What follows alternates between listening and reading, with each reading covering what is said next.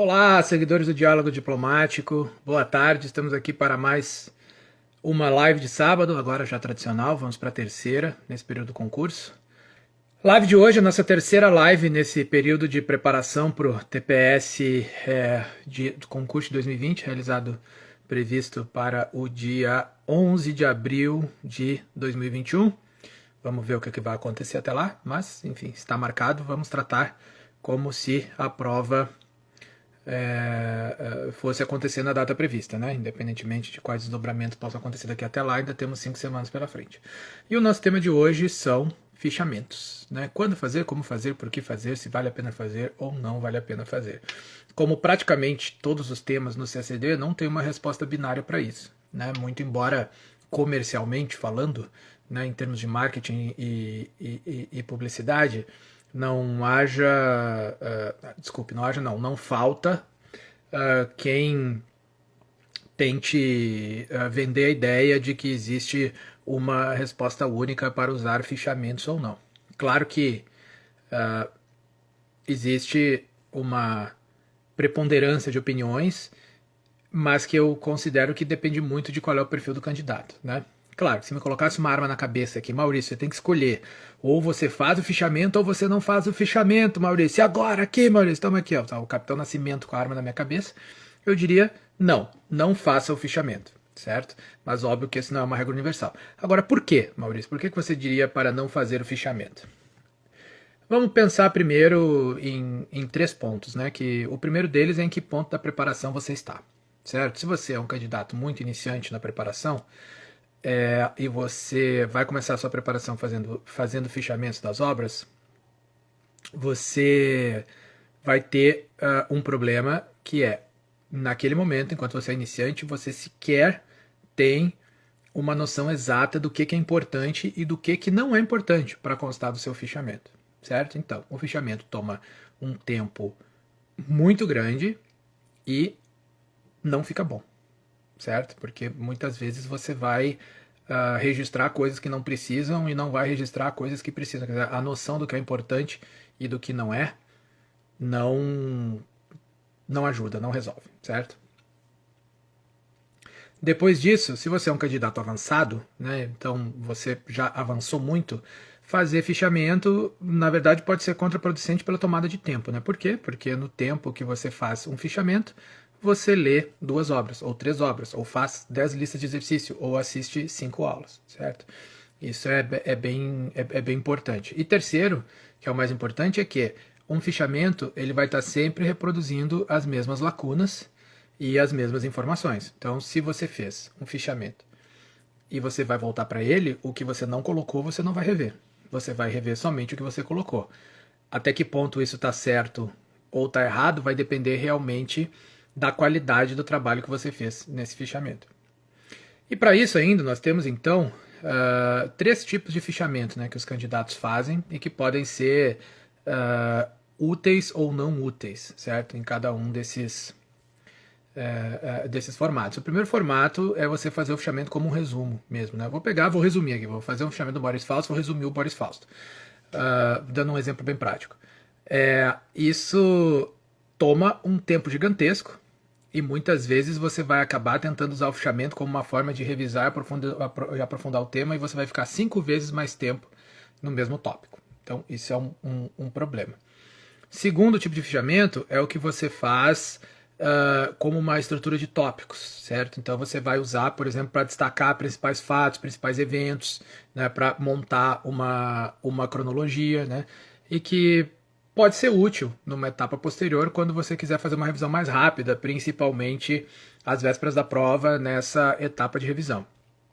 E o terceiro tipo de fichamentos, que eu diria que é o mais útil, é o que você faz como um conjunto de citações das obras, certo? Então, como seria isso? Você pega lá um livro que você está lendo história do céu, vou pegar o Sombra Saraiva, né? E você vai selecionar trechos sobre cada item que possam destacar pontos importantes e você vai fazer uma seleção daqueles trechos, né, por capítulo, por tópico, para depois reler como se fosse um resumo. Eu mesmo, quando me preparei, usei bastante esse tipo de fichamento. Entretanto, eu não fiz nenhum deles.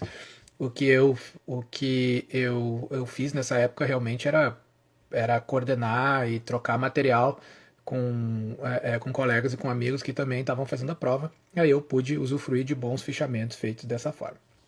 Onde eu quero chegar com isso é que, de nenhuma forma, eu sou absolutamente contra o uso de fichamentos, mas você precisa ter uma boa medida do tempo que você vai gastar, do estágio que você está e quão útil ele vai ser para a sua preparação, certo? Então, por exemplo, estamos agora aqui há um mês do TPS acontecer. Eu devo fazer um fichamento agora? Essa altura do campeonato eu diria que não. Por quê? Porque se você for tentar fichar os principais tópicos agora, você não vai terminar nunca.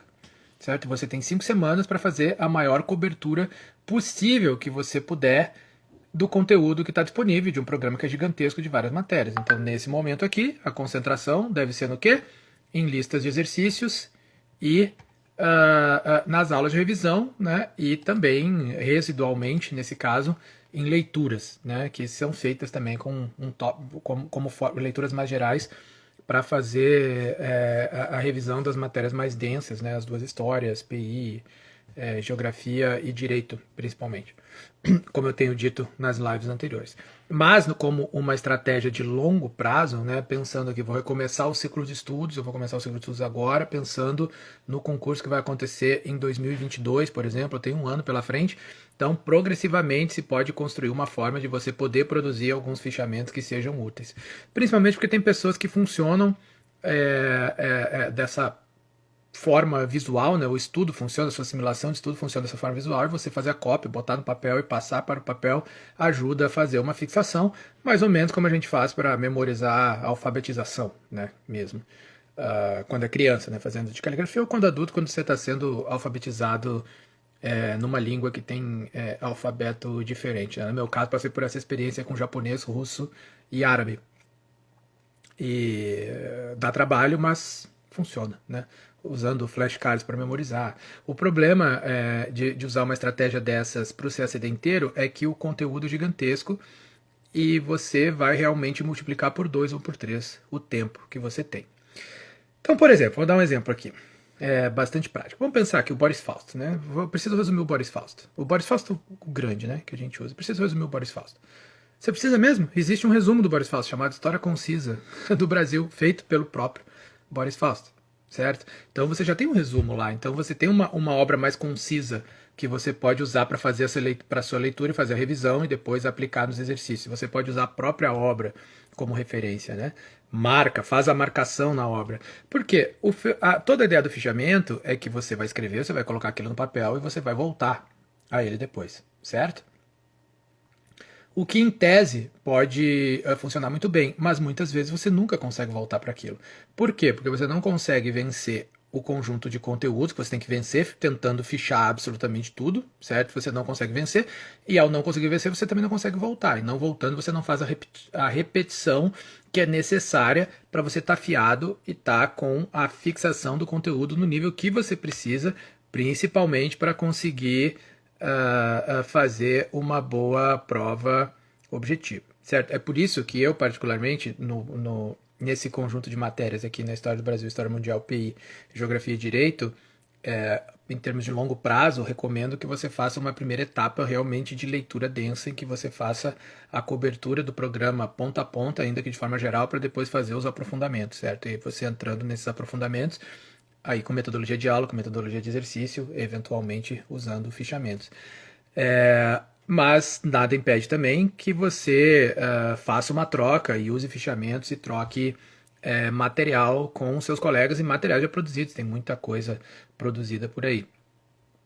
Logo depois que eu passei, em 2007, eu escrevi um texto que eu vou até pedir aqui depois para colar aqui nos comentários para quem quiser ver, um texto que foi escrito em domingo 12 de agosto de 2007. Domingo 12 de agosto de 2007 foram exatamente 11 dias depois da minha posse como terceiro secretário no concurso de 2007, e é um texto no qual eu falo sobre o uso de fichamentos. Nessa época era quando eu estava começando, né, minha jornada como professor de redação, e logo depois já como orientador de coaching, né, o primeiro e original, né, do CACD, nessa jornada que eu estou já há 14 anos, passou tempo, tô ficando velho, né, gente? Há 14 anos, né, orientando candidatos na preparação do CSD. Esse texto, eu revisei, né, esse texto hoje, aqui antes da live, e cheguei à conclusão que eu sustento cada palavra que eu coloquei nele 14 anos depois. Por quê? Independentemente da mudança do programa, mudança da estrutura da prova e de muitas coisas que aconteceram desde então, e que eu evidentemente tenho acompanhado pelo meu trabalho aqui como professor e orientador de candidatos, todos aqueles princípios ainda se aplicam. E na verdade eu acho que eles se aplicam mais fortemente hoje do que se aplicava naquela época. Agora, por quê? Porque hoje em dia você tem acesso muito mais fácil e você tem muito mais recursos disponíveis, né, online, em aulas, em material gratuito mesmo, aulas gratuitas. Por exemplo, essa live aqui, né, que nós estamos discutindo agora, é uma live gratuita. Você tem muitas outras de muitos outros professores e cursos, né? E material no YouTube, e material compartilhado, e pasta, e livro, e acesso barato, né? Hoje a gente está na preparação muito mais em plain field do que estava naquela época, né? Quer dizer, o meu aluno do Acre consegue ter aula com os mesmos professores que o meu aluno de São Paulo do Rio ou o meu aluno de Brasília, né? Com uma ou que outra exceçãozinha aqui de alguns professores particulares, mas 95% da preparação é basicamente a mesma, né? As pessoas conseguem acessar os mesmos professores e ter acesso aos mesmos recursos em diferentes lugares. Isso ajuda muito a melhorar e a nivelar, né, a prova e a disputa da prova. Mas, evidentemente, isso vai depender do seu resultado. O que você vai conseguir fazer com esse material vai depender de como você organiza definitivamente qual a estratégia que você adota. Eu acredito que muitos de vocês que estão vendo essa live agora, ou vão ver a gravação aqui no Instagram, ou no Facebook, ou no YouTube do Diálogo Diplomático, passam pela situação assim, né, vocês vão fazer um fichamento, e aí vocês gastam tempão fazendo fichamento, às vezes o resumo que vocês estão fazendo fica maior do que o próprio livro que vocês estavam lendo, e vocês perdem um tempo e vocês se sentem frustrados com isso, certo? Se você se sente assim, você vê o lugar certo. Esse aqui é o lugar certo para você debater, porque isso prova que o fichamento não é uma estratégia correta para você e para o seu tipo de estudo e para como você funciona.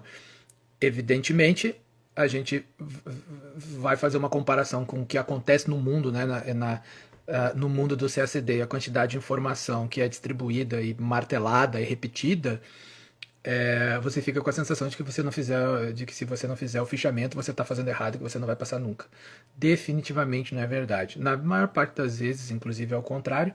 Mas, enfim, na maior parte das vezes as pessoas não vão passar porque o número de vagas realmente é pequeno, né? Então, não são muitas causas que podem ser atribuídas a esse tipo de resultado propriamente. Entretanto, eu não estou dizendo aqui que a recomendação de fichamento é uma coisa feita por maldade ou incompetência. De jeito nenhum. Né? Qual a ideia, né, da maior parte dos professores dos cursos recomendar que os candidatos façam fichamento? É acreditar que isso ajuda na memorização, e para várias pessoas isso efetivamente ajuda, como eu usei o exemplo aqui um pouquinho atrás, para os processos de alfabetização, por exemplo, né? Alfabetos de língua estrangeira, para não voltar necessariamente para a infância.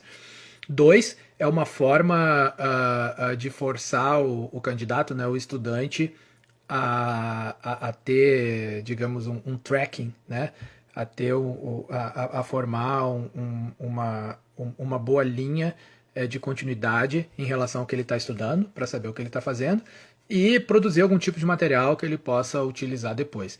Então, em princípio, pensando assim, é algo que poderia funcionar muito bem. Agora, por que, Maurício, que você acha que no CSD ele não funciona tão bem? Porque o programa do CSD é imenso, é interminável e é infinito, certo? Ainda que seja possível ter um programa mais limitado em algumas matérias, né? A gente tem um programa mais fechado, né? Por exemplo, História do Brasil tem um programa fechado, mais fechado, apesar de ter bastante profundo, bastante detalhado e grande, é mais fechado. História Mundial tem um programa mais fechado, Direito tem um programa mais fechado. Aí nós vamos para a economia também tem um programa fechado, né? Apesar de ele mudar de concurso para concurso por previsões do edital. Mas aí nós vamos para a geografia e as coisas mudam, né? Se você for, para que vai adiantar o fichamento de geografia que você fez 3 anos atrás, antes do coronavírus, antes de recessão, antes de queda da economia, várias questões de população, política internacional, o que que vai adiantar muito o fichamento que foi feito, sei lá, em 2018, certo? Aí, em termos de política externa brasileira. E agora nós estamos num período em que nós temos outra política externa, temos outros princípios, temos outras ideias, e aquele material que foi feito ali atrás foi basicamente perdido.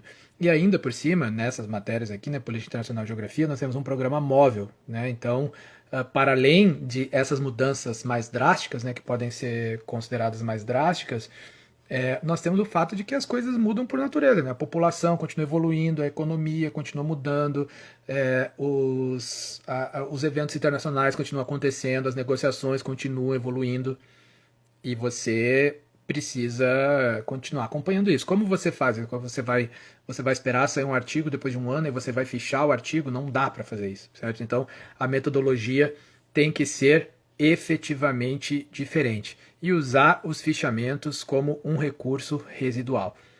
Claro que, como sempre, eu vou dizer que essa regra não se aplica se você só funciona fazendo essa repetição de colocar o material no papel. Pode tomar mais tempo para você, mas talvez seja a única forma que funcione. E se isso funcionar para você, desconsidere tudo que eu estou dizendo, né? Porque, como eu disse aqui no começo, e não custa repetir agora no final, não existe uma resposta universal, certo? Então, não se trata de uma dicotomia entre faço fichamento ou não faço fichamento nunca, fichamento funciona sempre ou não funciona nunca.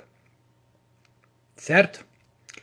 Deixa eu abrir agora então aqui para quem quiser fazer alguma pergunta sobre isso.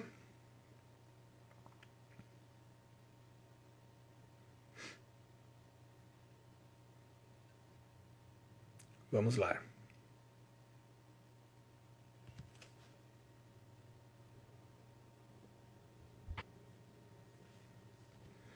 Marcos perguntando: sem ter fichamentos próprios para serem revisados constantemente, qual a melhor forma, qual a melhor maneira de revisar, principalmente de lembrar os tópicos no momento de escrever textos de 90 linhas?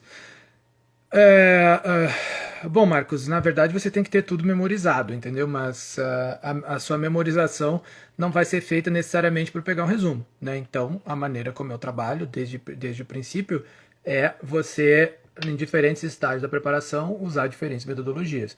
Então, você vai chegar com repetição lá no final. Primeira etapa, uma etapa de leitura densa, em que você lê, relê, relê, relê, lê. Vou dar um exemplo prático aqui, ok? Vamos pegar História do Brasil, que é uma matéria com um programa fechadinho, certo? História do Brasil. Você pode, pegando só a história doméstica, vou excluir a história da política externa, ok? Só para facilitar, para você entender. Vamos História do Brasil aqui. Então, História do Brasil eu vou começar. Vou ler o Boris Fausto ponta a ponta, leio a Maria da Linhares ponta a ponta, leio os 5 volumes de História do Brasil Nação. Eu uso os 5 volumes, eu sempre uso obras completas, podendo voltar para quem quiser pode ver a primeira live que eu fiz agora para esse TPS para saber entender por que eu faço isso. E aqui eu fiz a cobertura toda do programa de História do Brasil Doméstica 3 vezes, certo?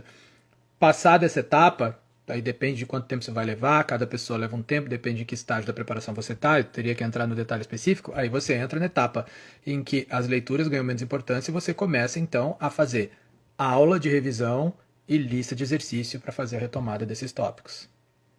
Certo? Ok? Agora, o que é o mais importante numa matéria como essa? É que quando você quiser fazer uma revisão, você tem obras que já são resumos propriamente ditos.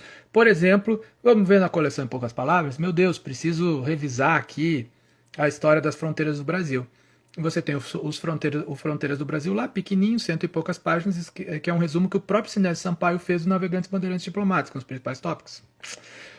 História política externa brasileira, meu Deus, eu tenho muita confusão aqui sobre a questão do prata, li 300 vezes não consigo. Você vai lá, tem a publicação do Doracciotto, O Brasil no Prata, também, cento e pouquinhas páginas, coleção em poucas palavras. E isso vale lá, só nessa coleção, para ficar aqui, que é uma coleção de resumos, né? Ali você tem resumos de direito, você tem resumos de política internacional, você tem resumos de economia, né, e de matérias que são transversais. Dando apenas um exemplo das coisas que eu costumo utilizar. Agora, o fato é que você não vai colar na prova. Então, com fichamento ou sem fichamento, a matéria vai ter que estar na sua cabeça e você precisa fazer a repetição, certo? E se você ficar fazendo uma repetição de pequenos fragmentos o tempo todo, quando você chegar no momento que você precisar de densidade, você não vai ter. Então, a densidade tem que vir primeiro e depois você faz a revisão fragmentada, certo? Para fazer a fixação do que é mais importante, porque é óbvio que não tem como 100% do programa ser prioritário e 100% ser importante. Você tem um core ali, você tem um núcleo grande do programa, de matérias que vão, de temas que vão cair, e um número mais na periferia do programa, de detalhes e coisas diferentes que não são tão esperadas, que também vão cair, mas que não vão formar a maioria da prova.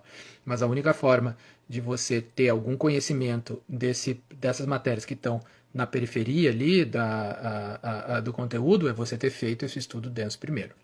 Respondendo aqui a pergunta do autor, entender os métodos de PEB e geografia. Bom, aí tem duas coisas, né? Primeiro, em termos de política externa brasileira, eu acho que o acompanhamento, assim, a bibliografia, ela demora um pouco para se adequar aos fatos, porque leva tempo, né? As coisas acontecem, aí você tem uma pesquisa, você escreve, você publica, tem mais ou menos um ano até isso acontecer. Então, para as coisas que são chamadas de atualidades, assim, a leitura definitivamente não vai resolver muito. Em geografia, você tem a mudança, o conteúdo também é móvel, mas ele não é tão móvel, por exemplo, quanto em política externa brasileira. As coisas vão mudando estruturalmente. Estruturalmente, desculpa, gaguejei aqui. As coisas mudam estruturalmente com um pouquinho mais de lentidão, a cada ciclo de um ano, a cada ciclo de 2 anos. Significa o quê, Arthur? Respondendo a sua pergunta, se você for estudar geografia agora, não vai adiantar muito, por exemplo, se você quiser estudar geografia econômica e várias questões de geopolítica contemporânea, por exemplo, não vai adiantar você pegar um livro de geografia escrito em 2014. Geografia do Brasil, por exemplo. Meio ambiente, desmatamento, economia, recessão, população, tá tudo diferente, certo? Então, para isso tem que se buscar estudar a edição mais recente possível em termos de leitura e, claro, esse é o tipo de matéria que, para os temas mais recentes, você precisa realmente de acompanhamento de aula de professor e que seja um professor, tem vários, né? Felizmente, né? Um professor capacitado para te dar o acompanhamento da atualização dos dados, né? Então aqui, em termos de fonte primária, tem muita fonte primária, né? Você pode usar, sobre o Brasil, por exemplo, IBGE e IPEA são fontes primárias excelentes para você buscar os dados, mas não necessariamente esses dados vão estar organizados didaticamente pensando na sua preparação para a prova. E aqui é o ponto, nesse tipo de coisa mais atual, é o ponto onde, no processo de revisão, principalmente, a aula e lista de exercícios fazem toda a diferença, são coisas que são inficháveis, né? Pensando dessa forma. Ok? Em termos de política externa brasileira, de PI, eu acho que a melhor forma de você acompanhar, além, claro, de você ter aulas com um bom professor na reta final, né, para ter uma boa lista de exercícios, uma boa revisão factual, você tem que se concentrar no site do Itamaraty, certo? Porque lá você tem a posição oficial, você tem o que está acontecendo, você tem quais são os principais eventos e geralmente ele é a fonte do que vai cair na prova, certo? Então, para a política externa brasileira, se concentre lá, em outras fontes oficiais. Lá você tem o resumo dos tópicos, você tem os eventos, você tem as notas de imprensa, mas você tem os artigos do ministro de Estado, eventualmente artigos do secretário-geral, as conferências da FUNAG, as conferências que são dadas pelos funcionários temáticos, eventuais conferências e palestras que são dadas pelos embaixadores ao redor do mundo. Inclusive, um bom exemplo para você, Arthur, na semana passada eu compartilhei nas redes sociais aqui do Diálogo, um evento com o embaixador Nestor Foster, que é o nosso embaixador em Washington. E qual era o título do evento? As perspectivas das relações Brasil-Estados Unidos durante a administração Biden. E durante o evento tem mais ou menos 55 minutos, mas ele fala de 12 minutos até 47. Em 35 minutos, ele fez um resumo do que se chama, o que se costuma chamar do estado de situação das relações Brasil e Estados Unidos. Você não vai ter absolutamente nada melhor, nem mais preciso, nem mais realista e nem mais oficial sobre o atual estado das relações Brasil e Estados Unidos do que vendo o embaixador Nestor Foster fazendo aquela fala super didática, super sintetizada e super resumida. Então, recomendo fortemente que você assista, só para você ter uma ideia de como você ter esse tipo de fonte, certo? Mas o principal, Arthur, é que as metodologias são sempre metodologias mistas, ok? Não tem um jeito, eu vou só ler a vida inteira até o fim, não vou escrever nada, não vou fazer exercício, ou eu não vou ler nunca, só vou fazer aula, só vou fazer exercício. Tudo depende de uma distribuição de recursos e de uma distribuição de tempo determinados. E aí eu recomendo que você assista a primeira live, tá aqui no Instagram, tá nas redes do Diálogo Diplomático, em que eu falo sobre a metodologia realmente de estudo, como estudar, como se preparar, o que fazer nessa reta final agora. Claro que isso depende muito de qual é o seu ponto, qual é o seu estágio na preparação, certo? Isso é que faz bastante diferença, ok? Deixa eu ver aqui, deixa eu consigo ver que tinha uma pergunta do M. Machado. Tá aqui. Maurício, a sugestão então seria repetir a leitura de um mesmo tema do edital em diferentes obras para fixação? É assim que eu trabalho, M. Machado. É assim que eu trabalho no coaching de longo prazo com as disciplinas que são as disciplinas de base de leitura, certo? Repetindo aqui, História do Brasil, História Mundial, Direito, Geografia e Política Internacional. Política Internacional e Geografia, não o programa inteiro, né? Porque não tem como. Mas você tem toda a parte de teoria das relações internacionais, a parte de história da política externa brasileira, história da geografia, conceitos de geografia, né, pensamento geográfico, geopolítica. Então tem muitos temas que você consegue fazer a leitura de uma forma mais perene, né, em que você não perene no tempo, né, você não tem um problema necessariamente com a edição ser rápida. Quando você vai para a geografia do Brasil, geografia mundial e começa a entrar na geografia econômica, geografia da população, é que a coisa muda um pouquinho de figura. E sim, isso numa primeira etapa. Numa segunda etapa, aí você vai colocar em paralelo as leituras que você já fez com aulas de revisão e execução de exercício objetivo e depois execução de exercício discursivo. As coisas vão entrando, não tem um método só que você vai do início ao fim e vai funcionar para absolutamente todas as matérias. O que faz do CACD o concurso mais difícil do Brasil e talvez um dos mais difíceis do mundo é a vastidão do conteúdo, mas principalmente a diversidade de habilidades. Você tem que ter habilidades muito diferentes, certo? Quer dizer, você está estudando lá para a segunda fase, para escrever uma dissertação, estudando cultura brasileira, modernismo, arcadismo, né, pensamento social brasileiro, até nova contabilidade do Banco Central. E você tem que saber talvez o que foi discutido na última reunião preparatória da cúpula do clima, mas ao mesmo tempo você tem que saber qual foi o último acordo ou qual foi a última legislação que se fez na lei de imigração no Brasil. E aí você volta, você vai para a geografia, você tem que saber, meu Deus, qual foi o resultado da última pesquisa nacional de amostra de domicílio em relação à população ou economia e o nível de desemprego, certo? Então são muitas habilidades, fora as línguas estrangeiras, né? Fora as línguas estrangeiras, o nível que você precisa estar em inglês e o que você precisa fazer em francês e espanhol nesse estágio. Então, tudo é uma mescla de habilidades e a sua preparação de longo prazo, nesse caso, ela depende muito de em que momento você coloca cada metodologia, em que momento você faz essa mudança para fazer a melhor utilização dos seus recursos e das suas capacidades. Porque também, assim, você tem um histórico, certo? Outro candidato tem outro histórico. Então, por exemplo, você pode ter, eu não sei, né? Tô exemplificando aqui, mas você pode ter um nível super avançado de inglês e outro candidato está num nível super inicial de inglês, certo? Como a preparação dessas duas pessoas vai ser coordenada da mesma forma? Não. Ok? Não tem como, porque você tem que dar ênfases diferentes.